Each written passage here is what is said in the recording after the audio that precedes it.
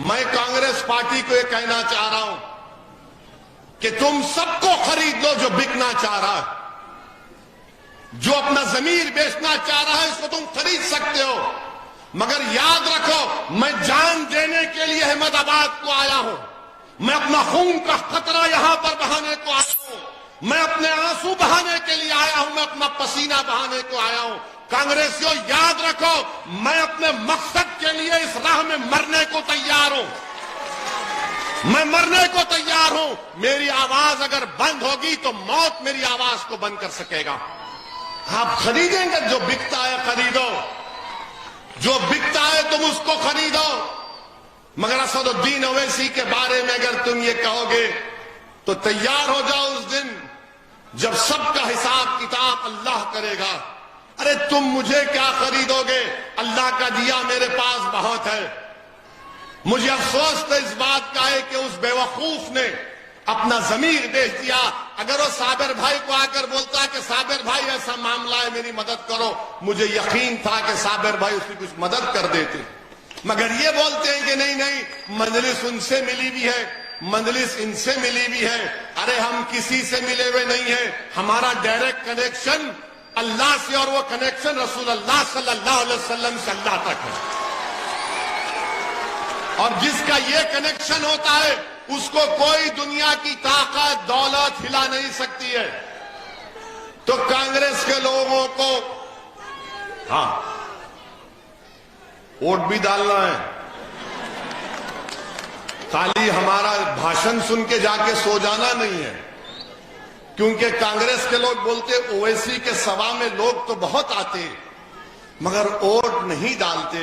आप वोट डालेंगे, लाला को डालेंगे, डालेंगे या खाली हमारा भाषण सुन के वाह वाह खुश होके चले जाएंगे? वोट भी डालो मेरे भाई। जब तक आप वोट नहीं डालेंगे आपकी अहमियत का आपको अंदाजा नहीं है, आपकी ताकत का आपको अंदाजा नहीं है, आप अपनी ताकत को जानते ही नहीं है। अगर आप मजलिस को वोट डालना शुरू कर देंगे तो आपकी ताकत में इजाफा होगा, सियासी अहमियत में इजाफा होगा आपके। इसीलिए मेरे अजीज दोस्तों और बुजुर्गों, ये चुनाव आपके लिए हमारे लिए बहुत अहम है। और बार बार ये डराना, बीजेपी का डर, बार बार ये बीजेपी का डर दिखाना। अच्छा बिठाओ, बच्चों को बिठाओ। मेरे अजीज दोस्तों और बुजुर्गों, एक और बात मैं आपके सामने अर्ज करना चाहूंगा कि कांग्रेस के बारे में बहुत बोल चुका हूं। मैं उम्मीद करता हूं कि कांग्रेस के लोग जरा सोचेंगे मुंह खोलने से पहले। वडगाम का हमारा कैंडिडेट है, दलित भाई है, उसके घर पे पहुंच के बोल तेरे को कितना चाहिए। अब आप देखो बापू नगर में कैंडिडेट का नाम क्या था, शिबू का, वो जो बापू नगर में 25 लाख में अपना जमीन बेच दिया उसका नाम शाहनवाज। वडगाम का हमारा दलित कैंडिडेट, उसका नाम कल्पेश भाई। एक तरफ शाहनवाज ने अपनी गंदगी दिखा दी, गंदगी खाकर, और कल्पेश ने अपने किरदार को दिखाया। और कल्पेश ने कहा कि मैं बिकने वाला नहीं हूं, अभी मिलकर आ रहा हूं कल्पेश से मैं। कल्पेश ने कहा कि मेरे पास आए थे असद भाई, मैंने उनसे कहा कि तुम मेरे सर पर बंदूक लगा दो तब भी मैं असदुद्दीन ओवैसी की पार्टी का साथ नहीं छोड़ूंगा। अब आप देखिए, मुझे कल्पेश का जवाब सुनकर बहुत ज्यादा तकलीफ हुई, आंख में आंसू आ गए कि जिसका नाम शाहनवाज है वो बिक गया, जिसका नाम कल्पेश है वो खड़ा हुआ है उसूल के ऊपर। मेरे अजीज दोस्तों और बुजुर्गों, इसीलिए कह रहा हूं कि टीपू सुल्तान को धोखा देने वाले कौन? हमारे ही लोग। सिराजुद्दौला को धोखा देने वाले कौन? हमारे ही सफों से। करबला के मैदान में नवासे रसूल के साथ नमाज भी पढ़ते और पानी बंद करने वाले कौन? हमारे ही लोग। तो अब जब घर में दुश्मन है तो बाहर से दुश्मन क्यों आएगा? इन घर के लोगों को पहचानो जो आपको हमेशा कमजोर रखना चाहते हैं। यकीनन बीजेपी को हराइए। मैं कब कह रहा हूं मत हराओ बीजेपी को। मैं बीजेपी के खिलाफ इतना बोलता हूं और बोलता रहूंगा कि उत्तर प्रदेश के चुनाव में जब मेरी गाड़ी टोल गेट के पास आई तो 6.5 फीट के फासले से 2 बीजेपी के चाहने वाले मेरी गाड़ी मुझ पर 6 राउंड फायरिंग किए। 6 राउंड। ये तो अल्लाह ने उस वक्त लिख दिया था कि मेरी मौत नहीं थी, वरना तो मैं सिर्फ उनकी बंदूक को देखकर यह समझ गया कि अब इस दुनिया से जाने का टाइम आ गया। 6 फीट के फासले से मुझ पर गोलियां चलाई गई।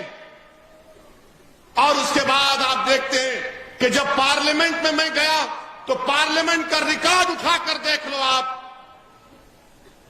जब पार्लियामेंट में गया तो कांग्रेस का एक भी एमपी मुझ पर गोलियां चलाने वालों की मजम्मत नहीं किया।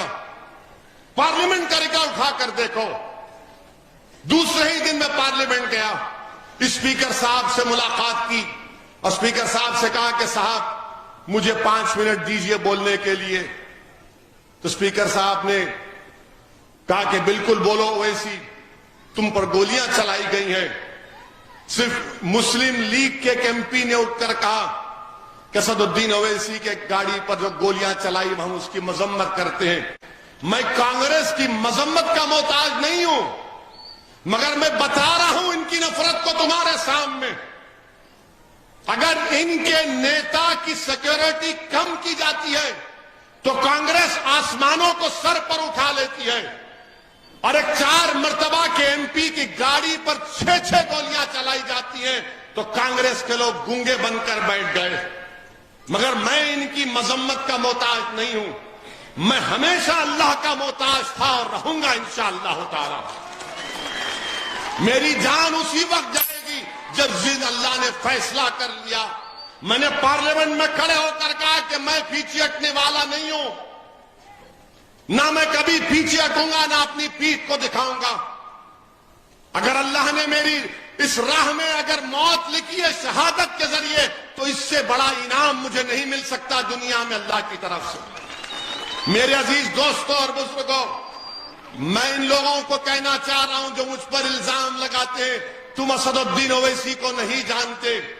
मैं अपने मकसद में, अपने उसूल में पूरा मुस्तहकम हूं। मैंने सियासत सीखी तो एक अपने वालिद के पैर और उलमाओं के पैरों के पास बैठकर मैंने सीखा।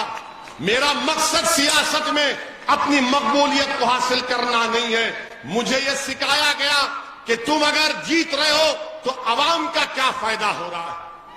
आप अंदाजा लगाइए मेरे अजीज दोस्तों और बुजुर्गों, यहां पर आपके इस इलाके में मैं आपको सलाम करता हूं कि कांग्रेस के दौरे हुकूमत में आपने फसादात देखे। 85 का, 92 का, 2002 का आपने फसाद देखा। मगर क्या आप अंदाजा लगाइए, आप तो वहीं के वहीं रह गए। आपको क्या मिला मुझे बताओ।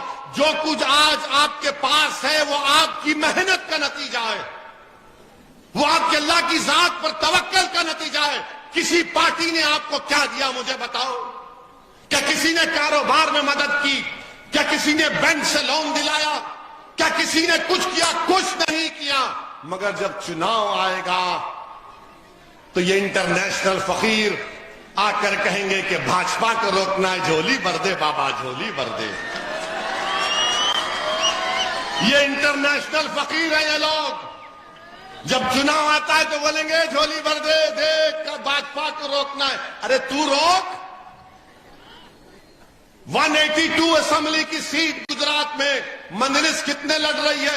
14 पे लड़ रही है। एक तो जमीर फरोश निकला तो 13 है। अब 182 में 13 कितने रह गए? 169। मैं जरा मैथ्स में कमजोर हूं, थैंक यू।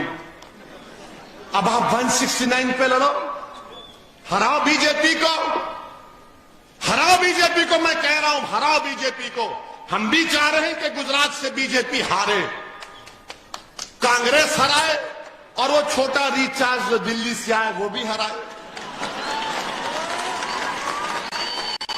अच्छा, वो छोटा रिचार्ज बड़े बड़े बातें करता है, गारंटी कार्ड।